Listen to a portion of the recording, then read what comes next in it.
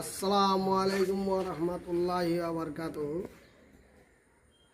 আজ 15 আগস্ট 2026 রোজ শনিবার। প্রতি বছরের মতো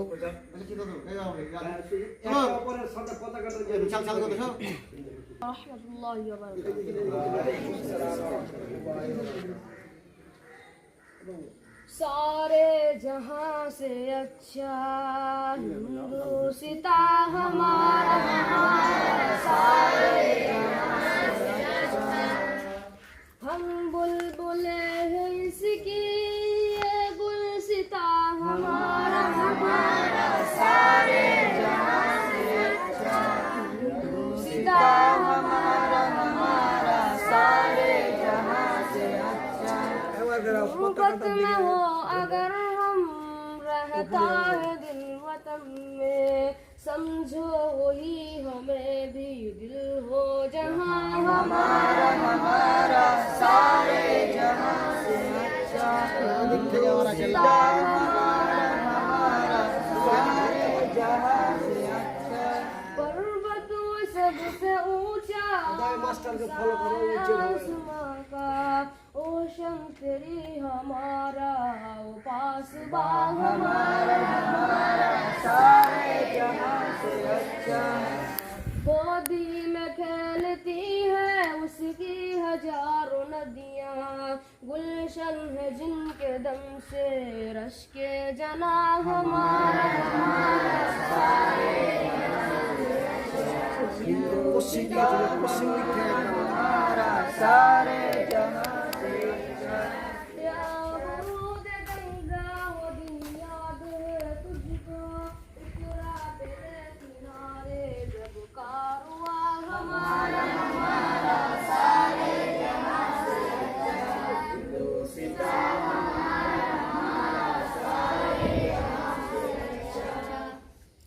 मजहब नहीं सिखाता बस में बैर रखना, हिंदी है हम, हिंदी है हम, हिंदी है हम, वतन है हिंदुस्ता हमारा, सारे जहां से अच्छा हिंदुस्ता हमारा, सारे जहां से अच्छा। क्यों ना हम शुरू सब मिट गए जहां से, अब तक मगर बाकी नाम और निशान हमारा, सारे जहां से अच्छा हिंदुस्ता हमारा, सारे जहां से अच्छा। बात है कि हस्ती मिटती नहीं हमारा, सदियों रहा है दुश्मन दौर ज़मा हमारा,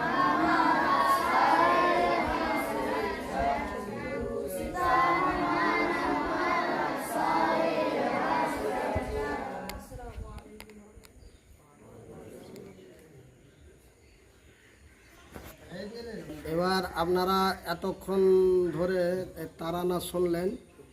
এখন এই স্বাধীনতা দিবসের উপলক্ষে কিছু বক্তব্য রাখবেন আমাদের এই MH এতিমখানা মাদ্রাসার সুনামধন্য শিক্ষক আমার ভাগিনা সাদিকুল ইসলাম, এবং বিস্তারিত আলোচনা করবেন আমাদেরই মাদ্রাসার একজন সুপ্রতিষ্ঠিত, যিনি মাদ্রাসার পূর্ণ দেখভাল দায়িত্বশীল সাজেমান সাহেব। উনি তার বিস্তারিত করবেন। ওই সামনেটা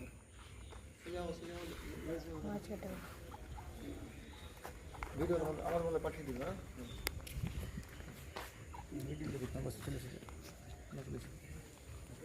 তো লাইন ভাই বলছো।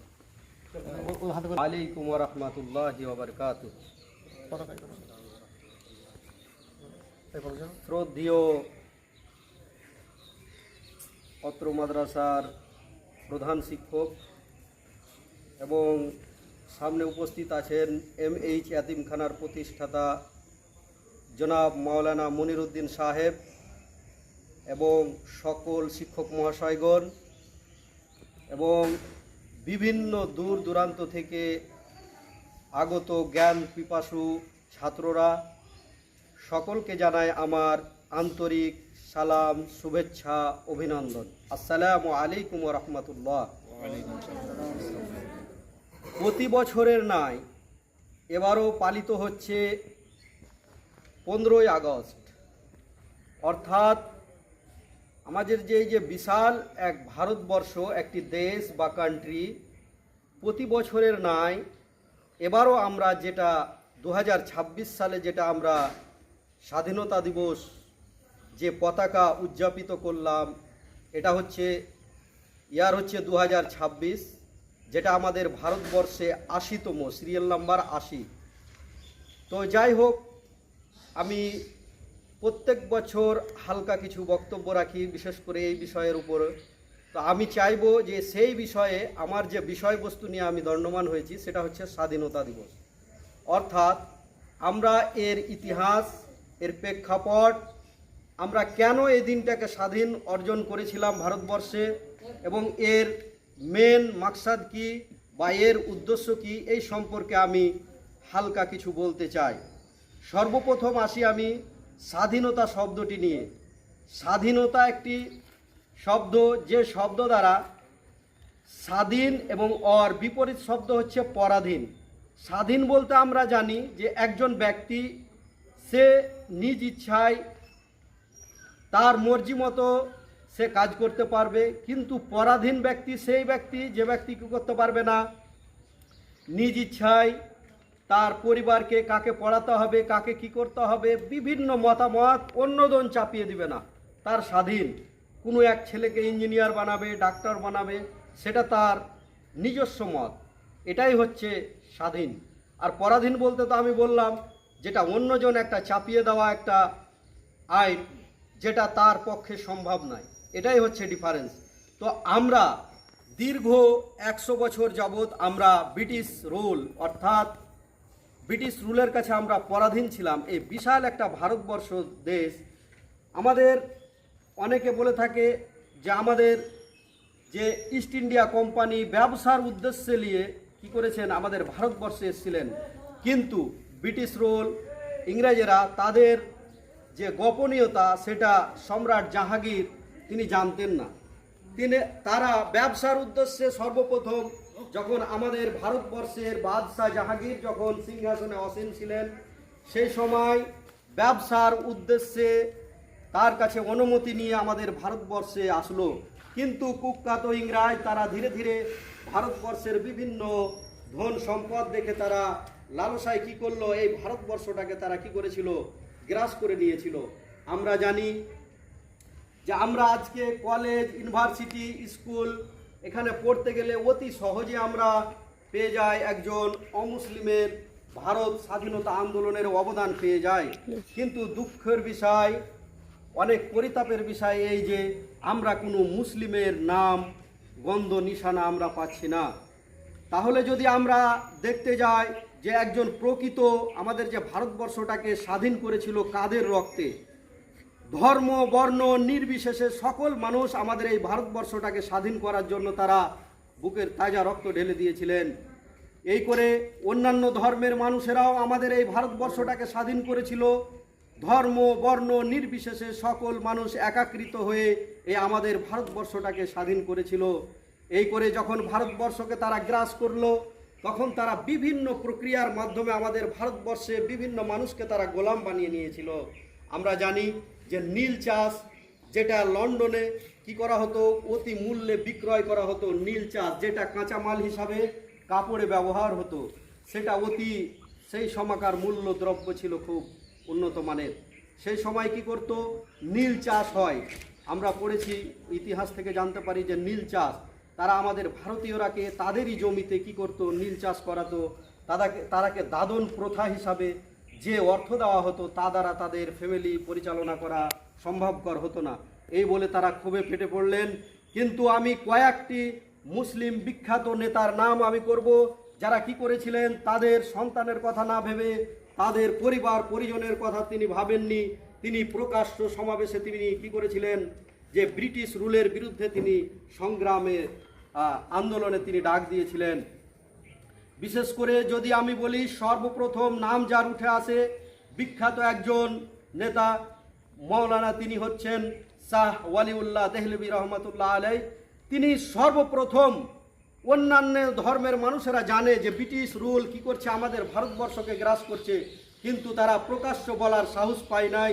সেই সময় আমাদের একজন মৌলানা শাহ ওয়ালিউল্লাহ দেহলভী রহমতুল্লাহ আলাই তিনি প্রকাশ্যে বলেছিলেন, তিনি ফতোয়া, এমনকি তিনি ফতোয়া জারি করেছিলেন যে ব্রিটিশ রুলের যদি তারা বিভিন্ন নিয়ম কানুনকে মেনে চলে তাহলে সে একজন প্রকৃত মানুষ হতে পারে না, এই বললে সাধারণ মানুষকে তিনি খেপিয়ে দিয়েছিলেন। শুধু তাই নয়, এই করে যদি আমরা দেখতে পাই আজকে ইতিহাসের পাতায়, তাহলে দেখতে পাবো ক্ষুদিরাম বোস, নেতাজি সুভাষচন্দ্র বোস, লালা রাজপথ রায়, যতীন সিং, বাঘা সিং, এই বলে অনেকগুলো নাম আমরা দেখতে পাই। কিন্তু পরিতাপের বিষয় এই যে কোনো মুসলিমের ঠাঁই পায়নি।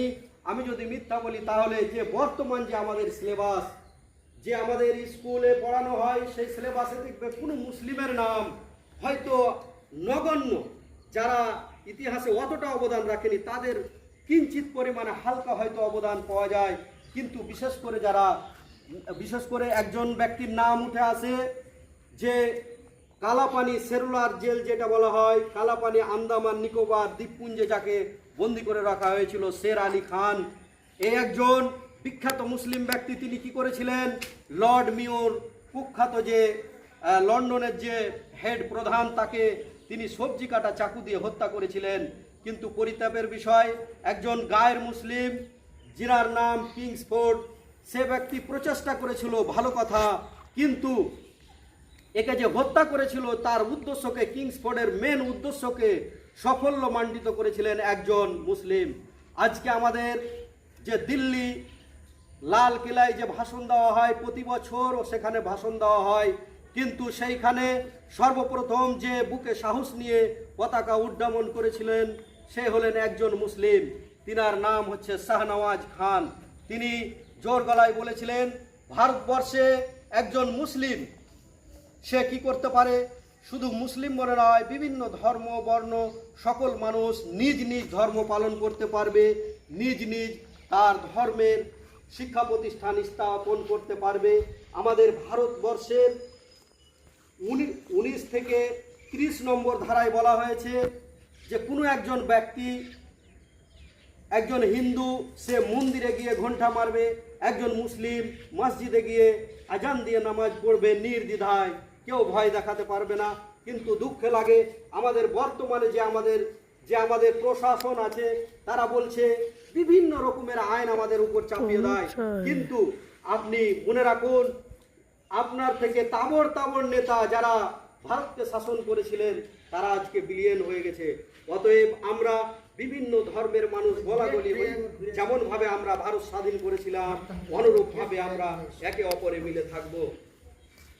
এই বলে আমি আমার পরিশেষে বলতে চাই, আল্লাহ পাক রব্বুল আলামিন যেন আমাদের বিভিন্ন ধর্ম বর্ণ মানুষের সাথে যেন আমরা একাকৃত হয়ে যেমন ভাবে আমরা ভারত স্বাধীন করেছিলাম গলায় গলায় মিলিয়ে, অনুরূপ ভাবে যেন আমরা গলায় মিলিয়ে আমরা থাকতে পারি। আর একটি দুঃখের বিষয় যে আমাদের এই এতিমখানা হরিশ্চন্দ্রপুর মালদা, আপনারা সকলেই জানেন যে তিনি একজন বিখ্যাত বক্তা ছিলেন, কিন্তু তার ব্রেন স্ট্রোক হয়ে যায়, যাকে ইংলিশে হ্যামরেজ বলা হয়। কিন্তু অনেক জায়গায় এরকম হাওয়া ছড়িয়ে গেছে যে সে মাদ্রাসা বন্ধ হয়ে গেছে নাকি। আলহামদুলিল্লাহ, উনার অসুস্থতার পর আমাদের যে সচল কমিটি ছিল মাদ্রাসা এবং আমাদের শিক্ষক থেকে নিয়ে পর্যন্ত সবাই আমরা আপনার চেষ্টা করে আমরা সেটা পরিচালনা করার পর সেটা এখনো আমাদের বহাল আছে, অর্থাৎ এটা বন্ধ হয়নি, এটা চলছে। আপনাদের বিশেষ করে ইয়াতিম থেকে শুরু করে দরিদ্র গরিব শিশু যারা, তাদেরকে আপনারা ভর্তি করতে পারেন, যেটা আমাদের সিস্টেম। রমজানের 10 থেকে 12 দিনের মধ্যে আমাদের এই যে অ্যাড হবে সেই অ্যাডে যোগাযোগ করতে পারেন।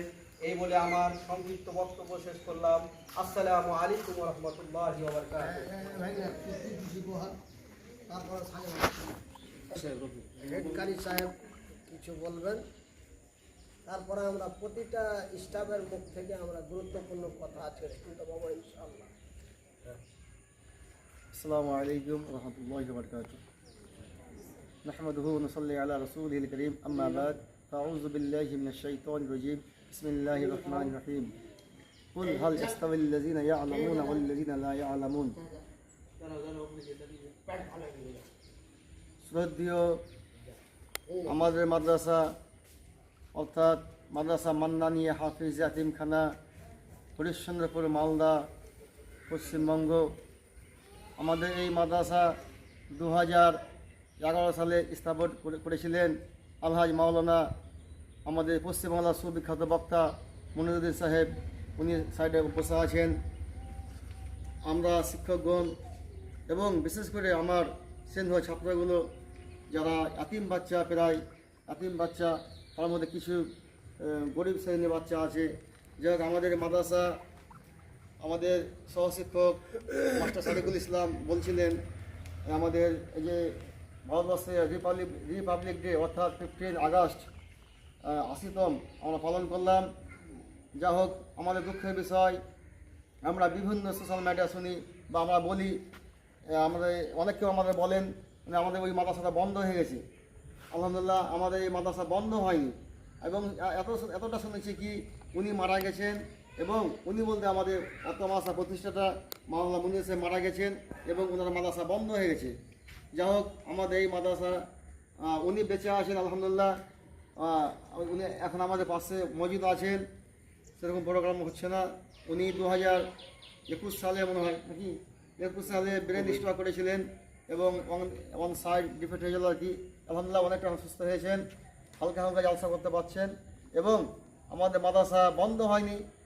আমরা আমাদের সচল কমিটি এবং আমাদের বিশেষ করে আমাদের সেক্রেটারি, প্রেসিডেন্ট, ক্যাশিয়ার এবং অল কমিটি এবং আমরা শিক্ষক ও শিক্ষকগণ মিলে আমাদের এই মাদ্রাসাটাকে বন্ধ করে নিই। আল্লাহর রহমতে আমরা চালিয়ে যাচ্ছি। আপনারা দোয়া করবেন এবং আমাদের মাদ্রাসায় বেশি বেশি করে দান করবেন, কেননা এখানে একবারে ফ্রি, মানে হোস্টেলে আমাদের আলহামদুলিল্লাহ খাবার ভালো হয়, কিন্তু আমাদের বাচ্চার কাছ থেকে 10 টাকা নিচ্ছি না, আমরা সম্পূর্ণ বাচ্চাদের ফ্রি। একটা বাচ্চা আমাদের মান্থলি নেই। বাবু, তোমাদেরকে বাচ্চা টাকা নেওয়া হচ্ছে? আমাদের ফ্রি, আমরা এখানে আমরা পরিষেবা দিয়ে আসছি। যাক, আপনারা সহযোগিতা করবেন এবং বিশেষ করে আমরা যে এখন আমরা একটা ভয়ঙ্কর একটা অবস্থাতে আছি আমাদের পশ্চিমবাংলার মধ্যে। যাই হোক, আমরা মুসলমান, আমরা ভারতবর্ষে বাস করি, আমরা হিন্দু, মুসলমান এবং যত ধর্ম সব আছে সবাই মিলে আপসে মিলেমিশে যেমন এই ভারতবর্ষকে স্বাধীন করেছিলেন, ওরকম আমরা আপসে সবাই মিলেমিশে কাঁধে কাঁধে মিলিয়ে আমরা সবাই চলবো এবং ইনশাআল্লাহ বসবাস করবো। আল্লাহ তাআলা আমাদের জন্য সকলকে মাহফুজ রাখে এবং হেফাজত রাখে এবং আমাদের এই মাদ্রাসা যেন আমাদের তারাক্কি হয়। আলহামদুলিল্লাহ আমাদের বাইরে থেকে গেস্ট এসেছিলেন এবং আমাদের ওয়াল হবে ইনশাআল্লাহ, বাউন্ডারি হবে। যা হোক, আপনারা সহযোগিতা করবেন এবং আমরা আজকে 80তম রিপাবলিক পালন করলাম এবং এখান থেকে আমি আমার বক্তব্য শেষ করছি সংক্ষেপে বক্তা। এরপরে মাওলানা মনিরুদ্দিন সাহেব কিছু বলবেন, তারপরে আমরা শেষ করবো আমার প্রোগ্রাম। এখন পরবর্তী মাদ্রাসার চূড়ান্ত বিষয় নিয়ে আলোচনা করবেন আমাদের এই মাদ্রাসার আরো একজন স্টাফ, তুরাব আলী সাহেব। তুমি শেষ করো।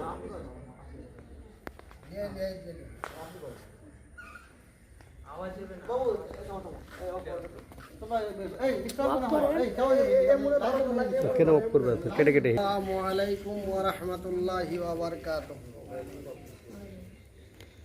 সম্মানিত ভিউয়ার্স ও দেশ ও প্রবাসের ভাইরা, আমি আপনাদের সুপরিচিত বক্তা বা আপনাদের ভাই মাওলানা মনিরুদ্দিন এতিমের পিতা। দেশ ও প্রবাসের ভাইয়েরা, অন্যান্য বছরের মতো এই বছরও আমাদের MH এতিমখানা তথা মাওলানা মনিরুদ্দিন হাফিজ এতিমখানায় স্বাধীনতা দিবস 80তম স্বাধীনতা দিবস পালন করা হলো। আলহামদুলিল্লাহ, আমরা অনেকেই অবগত আছি যে মাওলানা মনিরুদ্দিন মারা গেছে, মাদ্রাসা বন্ধ হয়ে গেছে। এই ভুল তথ্যটা আপনাদের হয়তো কোনো আল্লাহর বান্দা সোশ্যাল মিডিয়ায় এই ধরনের পোস্ট করে, সেই আপনারা বিগত খবরটাকে ভুলে যে বর্তমান রিয়েল খবর আমি মাওলানা মনিরুদ্দিন আমার মাদ্রাসা এতিমখানার বারান্দায় বসে আমি নিজেই কথা বলছি। মাদ্রাসা এখন পর্যন্ত আমাদের ওপেন আছে, এই যে দেখছেন এইগুলো সব এতিম বাচ্চা, কাদের বাবা নেই, কার মা নেই, এমনি তারা হয়তো কারোর খাবারের ব্যবস্থা নেই, এরকম দরিদ্র গরিব এই বাচ্চাগুলোকে আমি 2011 সাল থেকে লালিত পালিত করে প্রতি বছর 3-4জন করে কোরআনের হাফেজ তৈরি করা হয় এই অত্র হাফেজখানা থেকে। তাই আমি আপনাদের কাছে প্রত্যেকের কাছে বলবো যে আমাদের রমজান মাসে, রমজানের ঈদ বাংলা ভাষায় ঈদের 10 দিন পর আমাদের এই মাদ্রাসায় ভর্তি চলে। আমি যতদিন বেঁচে আছি মাদ্রাসা ততদিন বেঁচে থাকবে ইনশাল্লাহ। তাই আমি আজকের মতো আলোচনা এখানেই শেষ করলাম। আসসালামু আলাইকুম ওয়া রাহমাতুল্লাহ।